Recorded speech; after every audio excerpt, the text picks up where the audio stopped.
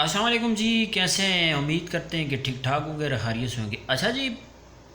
آزاد کشمیر کے prime minister جو ہیں ہمارے سردار تنویر الیاس صاحب، ان کو لے کے کافی لوگ تنقید بھی کر رہے ہیں کہ انہوں نے کچھ کام نہیں کروایا، اور پی ٹی آئی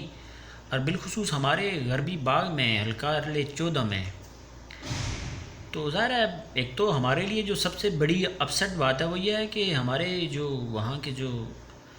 الیکشن لڑ رہے تھے، ہمارے جو انتہائی قابل احترام ہے میجر لطیف خلیق صاحب، انہوں نے ایک بڑی محنت کی اور ساری زندگی ان کی، یعنی جب سے ریٹائرمنٹ کے بعد انہوں نے میدان عمل میں گزارے ہیں، جتنا بھی عرصہ گزارا ہے، اور انہوں نے ایک مخصوص طبقہ، یعنی جو اپنے آپ کو وہاں کا سسلن مافیا کہتے تھے، ان کے خلاف انہوں نے اپنی جدوجہد جاری رکھی اور ہمارے لوگوں کو جینے کا حق انہوں نے دیا۔ تو ظاہر ہے ان کو لے کے میرے حال میں ان کو چیئرمین نہیں بنایا گیا، یا جو بھی سین ہے ان کو لے کے کچھ لوگوں کو تھوڑا بہت غصہ بھی ہے۔ تو ظاہر ہے یہ تو ایک جینون بات ہے، حالانکہ ان کا، ہمارے میجر لطیف خلیق صاحب کا وہ حق تھا، کیونکہ ان کی بڑی سٹرگل ہے۔ اور پی ٹی آئی غربی باغ میں اگر آپ ملکال 14 میں آپ دیکھ لیں، تو اگر میجر لطیف خلیق صاحب الیکشن نہیں کنٹیسٹ کرتے تو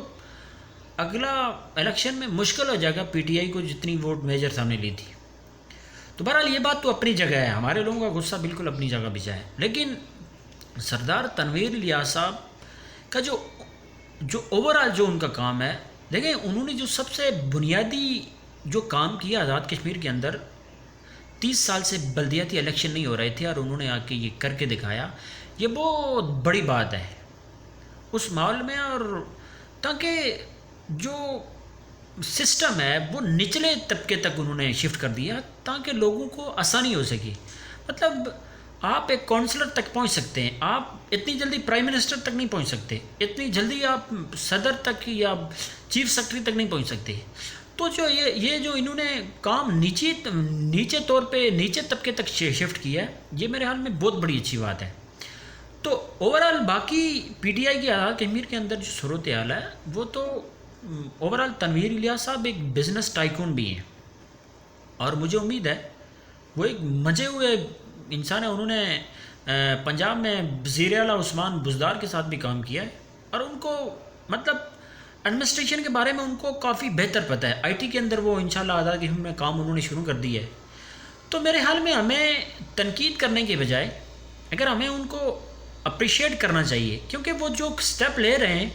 ان میں یہ جو آئی ٹی کا کام انہوں نے شروع کیا، تو اس میں یہ ہے کہ ہمارے جو جتنے بھی ینگ مین ہیں ان کو روزگار کے موقع بھی ملیں گے۔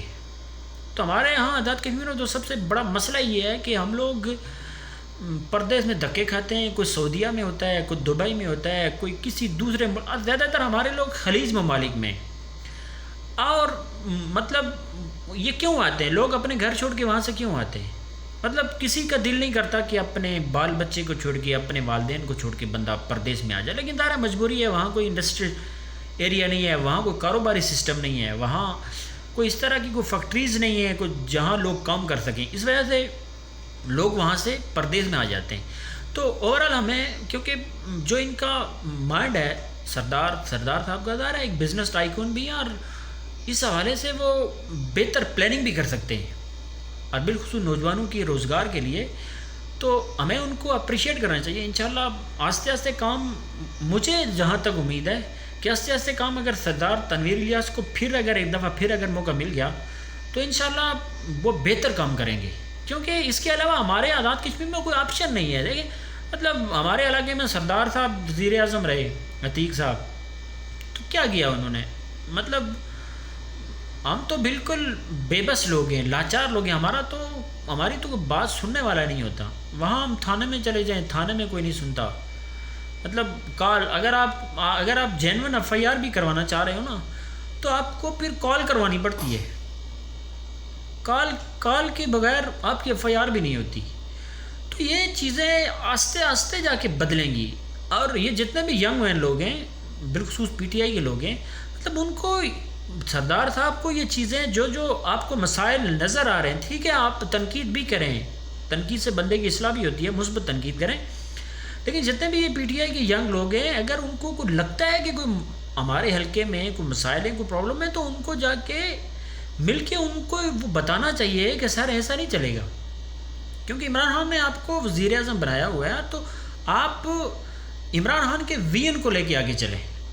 تو اگر آپ ان کو گائیڈ لائن میرے خیال میں بہتر دیں گے تو وہ اس حوالے سے بہت بہتر کام کر سکتے ہیں۔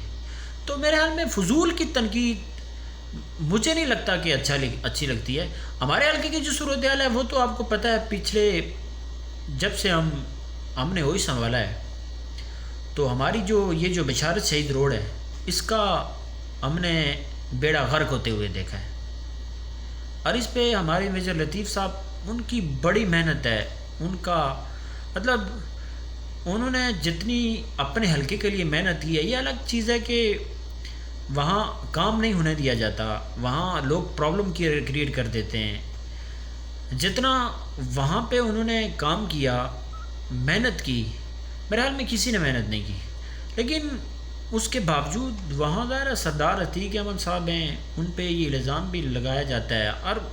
اتھینٹک بات بھی ہے کہ وہ میجر صاحب جا کے احتجاج کرتے ہیں، ہم احتجاج کرتے ہیں، اور پھر وہ روڈیں نہیں بنتی، کام نہیں ہوتا، تو اس سلسلے میں بھی یہ بات ہے۔ لیکن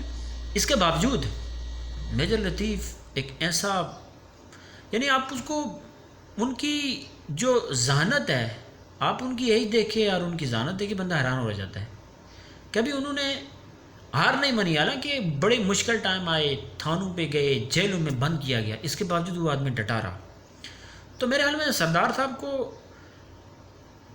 ان کے جو میجر لطیف خلیق صاحب کے جو رول ہیں ان کو بھی دیکھنا چاہیے، اور ہمارے علاقے کو کم از کم جو حلقہ غربی باغ ہے، حلقہ L14،